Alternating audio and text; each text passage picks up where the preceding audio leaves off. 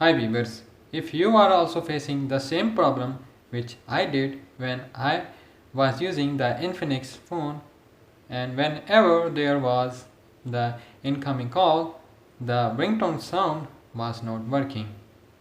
So viewers, in this video I am going to show you the fix for this.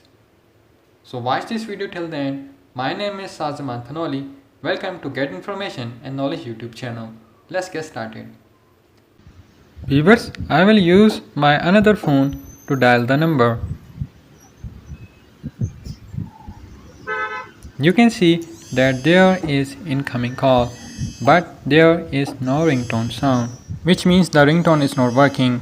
The phone is only vibrating, but after few seconds, the ringtone sound is increasing gradually.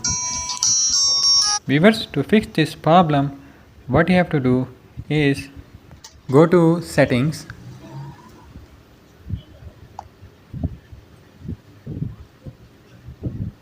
then tap on sound. Then you can see this text which is increasing incoming ringtone. At the right side you can see this toggle. You have to simply tap on it. After that you have to go back.